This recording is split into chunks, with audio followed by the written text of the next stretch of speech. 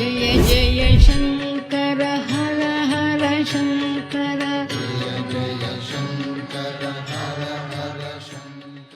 जय जय शङ्कर हर हर शङ्कर काञ्ची शङ्कर कामकोटि शङ्कर प्रदोष शङ्कर प्रत्यक्ष शङ्कर மகாபெரிவா மகராஜ் கி ஜெய். ஆன்மீக நண்பர்களே, தரிசனம் டிஜிட்டல் நண்பர்களே, நாள்தோறும் நம்முடைய பெரியவா தரிசனத்தில் பெரியவாளுடைய வாழ்வியல் வரலாறு, அவர் பிறருக்கு அருளிய அருளாசி, அவர் வாழ்க்கையில் கடைபிடிக்க சொன்ன கொள்கைகள், பல முக்கியமான மனிதர்களோடு அவருக்கு நடந்த சம்பவம் என்று பல வடிவில் பல கோணத்தில் பெரியவரை தரிசித்து வருகின்றோம். இந்த பெரியவா தரிசனத்தில் இன்றைய தினம் பெரியவா எப்படி மருத்துவம் பார்த்துருக்கார், பெரியவா ஒரு மருத்துவர் அப்படிங்கிறத சொல்ல போகிறேன்.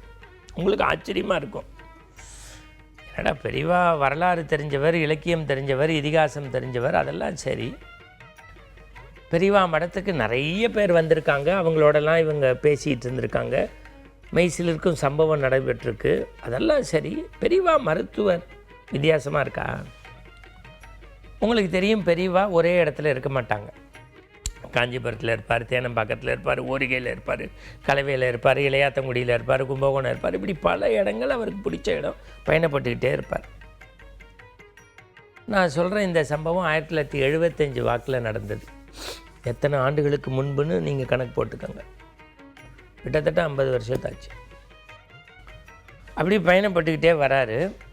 காஞ்சிபுரத்துலேருந்து சென்னைக்கு பக்கத்தில், இன்றைக்கு நோசரத் பேட்டைன்னு சொல்கிறோம், அப்போ நசரத் பேட்டைன்னு சொல்லுவாங்க. அங்கே முகாம், அங்கே கேம்ப்.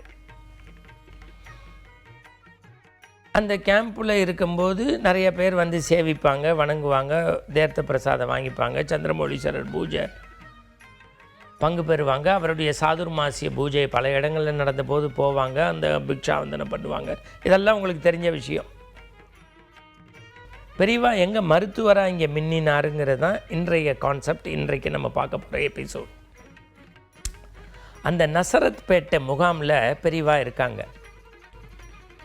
தினசரி காலையில் அனுஷ்டானங்கள்லாம் முடிச்சிட்டு சந்திரமௌலீஸ்வரர் பூஜைக்கு ஒவ்வொருத்தர் ஒவ்வொரு விதமாக, சில பேர் புஷ்பம் கொண்டு வருவாங்க, சில பேர் வில்வ இலை தருவாங்க.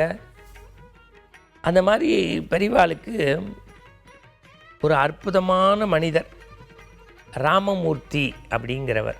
யார்? நசரத்பேட்டை பகுதியில் வாழக்கூடிய ராமமூர்த்தி அப்படிங்கிறவர். கொஞ்சம் வயது மூப்பாயிட்டு, ஆனால் ரொம்ப மடி ஆச்சாரமாக, ரொம்ப மனிதநேயத்தோடு, ரொம்ப மன தூய்மையோடு டெய்லி பெரியவாளுடைய சந்திரமௌலீஸ்வரர் பூஜைக்கு சந்தனம் தயார் பண்ணி கொடுப்பார். இப்போ உங்களுக்கெல்லாம் தெரியும், சந்தனம் அப்படின்னா நம்மளாம் டப்பாலேருந்து நெத்தியில் வச்சுக்கிறோம், இல்லை சந்தனம் பவுடரை வாங்குகிறோம், இல்லை சந்தன வில்வம் இருக்கும். பூஜைக்கெல்லாம் சந்தனம் எப்படின்னா சந்தன கல் இருக்கும், சந்தன கட்டையை வச்சு அப்படியே அரைச்சி உருட்டி எடுப்பாங்க. இந்த கோபி சந்தனம் வச்சுக்கும் போது தெரியும், கேரளாவிலலாம் அந்த இலையில் வச்சு கொடுப்பாங்க, பியூர் சந்தனம். இந்த கல்லில் சந்தனத்தை அரைச்சி தரக்கூடிய வேலை அது சாதாரண.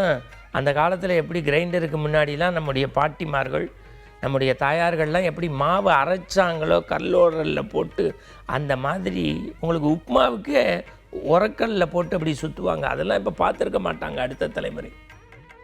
இப்படி பாரம்பரிய சிறப்புகளை சொல்வது கூட இந்த பெரியவா தரிசனத்தின் நோக்கம்.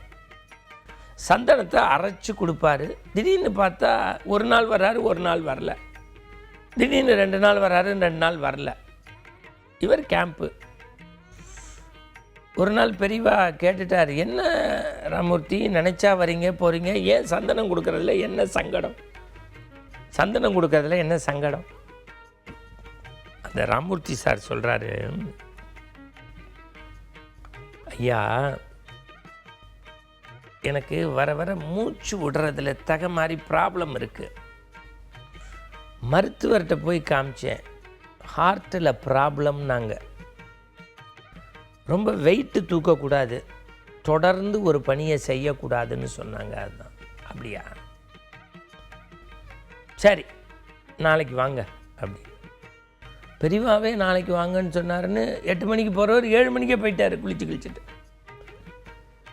பெரியவா சொன்னாராம், இன்னிலேருந்து முகாம் முடிகிற வரைக்கும் நீ தான் சந்தனம் அரைக்கணும், நீ தான் சந்தனம் அரைக்கணும்.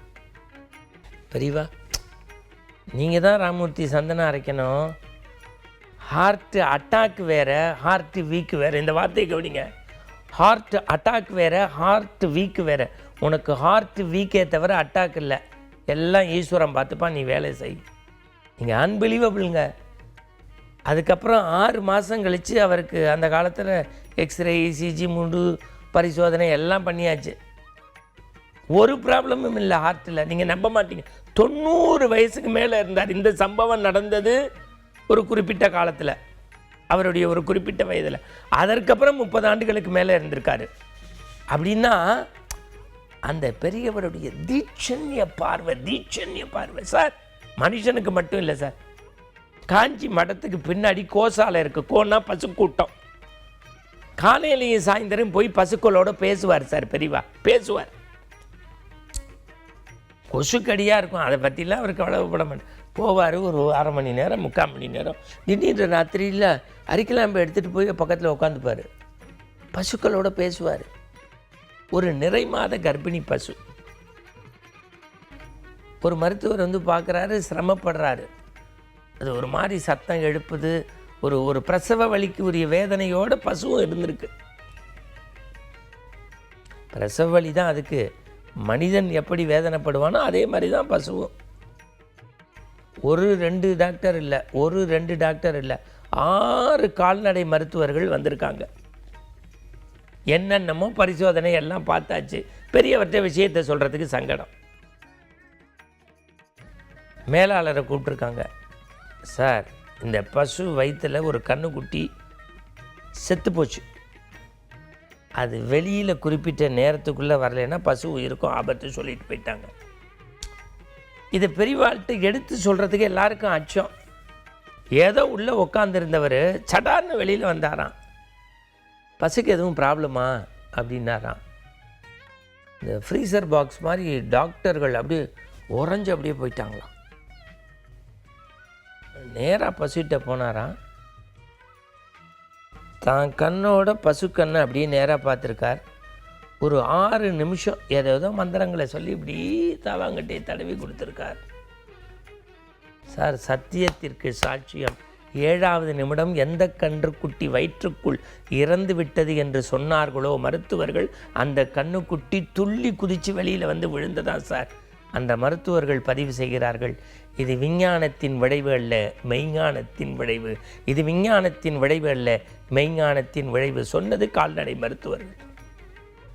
மனித மனங்களையும் பசுக்களினுடைய வாழ்க்கையிலும் பல்வேறு மருத்துவ மிராக்கல்களை செய்து மனிதனை மெய்சிலிர்க்கக்கூடிய சம்பவங்களை செய்து காட்டிய பெருமை பெரியவாளுக்கு உண்டு. பெரியவா தரிசனத்தில் மீண்டும் இது போன்ற சுவைமிகு செய்திகளோடு நாளை சந்திப்போம். பெரியவா சரணம்.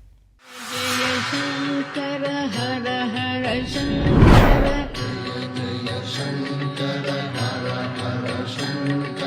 ஜெய ஜெய சங்கர ஹர ஹர சங்கர.